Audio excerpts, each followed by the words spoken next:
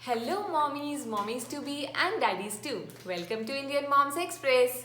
तो आज हम बात करेंगे टमी टाइम के बारे में। हम सारी चीज़ें डिस्कस करेंगे टमी टाइम से रिलेटेड कि टमी टाइम क्या होता है, कैसे कैसे हम टमी टाइम दे सकते हैं, इनिशियली हमें कैसे देना चाहिए, बाद में कैसे देना चाहिए, कितने टाइम के लिए देना चाहिए, कब स्टार्ट करना चाहिए, इसके क्या बेनिफिट्स हैं, एवरीथिंग अबाउट टमी टाइम। तो टमी टाइम होता क्या है? टमी टाइम होता है बच्चे को पेट के बल लेटाना, ऐसे उल्टा करके बच्चे को लेटाना। तो ये वैसे तो आप स्टार्ट कर सकते हैं जब बच्चे की अम्बिलिकल कॉर्ड जो है वो गिर जाती है, उसके बाद आप इसको स्टार्ट कर सकते हैं। लेकिन बहुत सारे लोगों को ऐसा लगता है कि बच्चा अभी बहुत छोटा है, क्योंकि वो अपना हेड कंट्रोल नहीं कर सकता, उसको हम उल्टा लेटाएंगे, उसकी नोज प्रेस हो सकती है, जो कि एक बहुत बड़ा कंसर्न होता भी है। जब भी आप टमी टाइम दें, आपको ध्यान रखना है कि बच्चे की नोज कभी भी प्रेस ना हो। तो इसलिए स्टार्टिंग में बहुत डर लगता है टमी टाइम देने में। तो यूजुअली क्या करते हैं लोग, आफ्टर 2 मंथ्स 3 मंथ्स स्टार्ट करते हैं टमी टाइम देना। But that is actually too late, क्योंकि उसके 2-3 महीने बाद तो बच्चा अपने आप ही बैठने की कोशिश करता है, सिर उठाने की कोशिश करता है।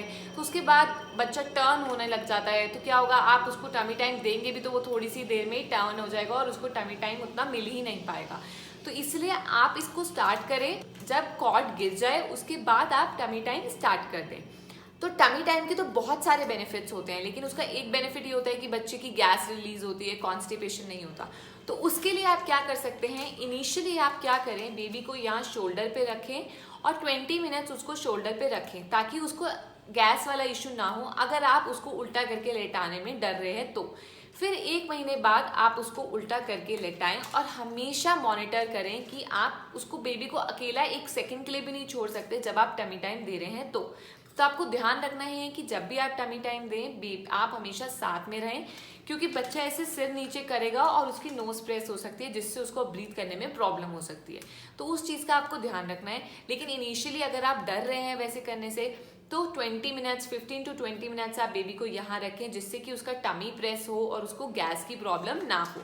आप ऐसे टमी टाइम दे सकते हैं, लेकिन बाद में आप उसको लेटा के ही कराएं, क्योंकि इससे भी क्या होगा, बेबी का थोड़ा हेड उसको कंट्रोल करना आएगा, बेबी इधर उधर देखेगा और टमी भी प्रेस होगा, तो इससे भी थोड़ा इनिशियली हेल्प होगा। तो इनिशियली आप ऐसे टमी टाइम दे दें, बाद में आप बेबी को लेटा के दें।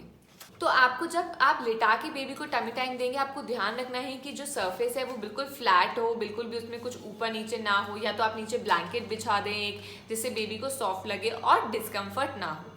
तो आपको स्टार्ट करना है फ्यू सेकेंड से, लाइक 5 सेकेंड 10 सेकेंड्स, और धीरे धीरे इसका टाइम आप बढ़ा सकते हैं। तो मैक्सिमम आप इसको 5 टू 10 मिनट्स तक आपको ये एक बार में बेबी को देना चाहिए, और दिन में आप इसको 3 से 4 बार बेबी को टमी टाइम दें।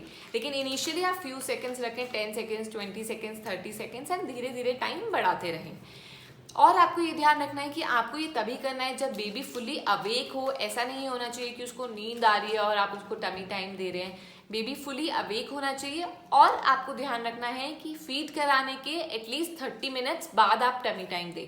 तो आप फीड कराएं, बेबी को बर्प कराएं, जब बेबी को बर्प आ जाए उसके बाद आप बेबी को टमी टाइम दें, क्योंकि क्या होगा, नहीं तो बेबी वॉमिट कर सकता है। तो आपको इस चीज़ का भी ध्यान रखना है कि फीड कराने के आफ्टर 30 मिनट्स ही आप बेबी को टमी टाइम दें, जब अच्छे से बेबी बर्प कर ले।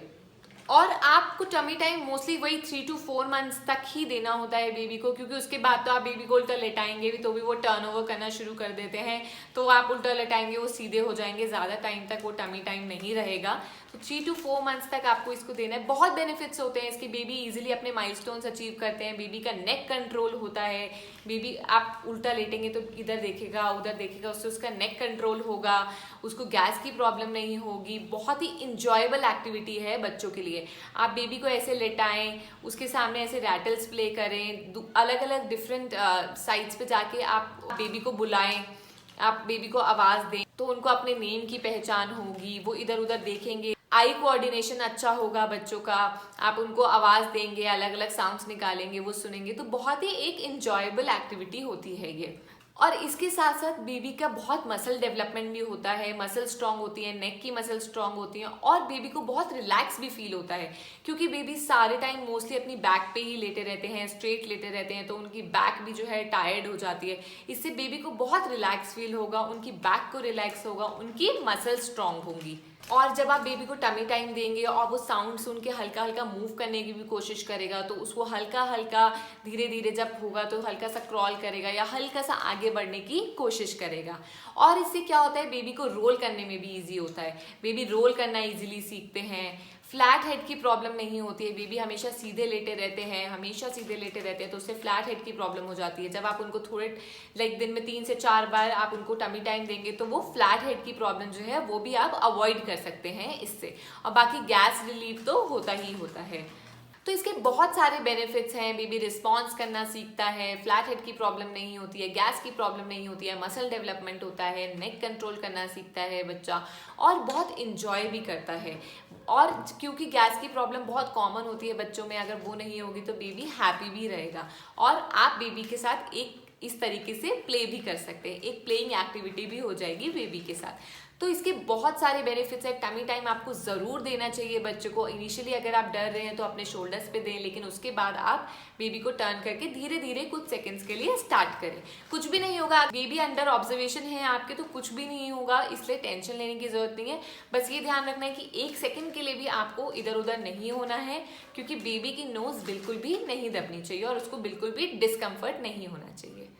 So I hope I was able to help you with my video. If you like the video, please hit the like button and subscribe to my channel. I'll see you in my next video. Bye bye. Take care.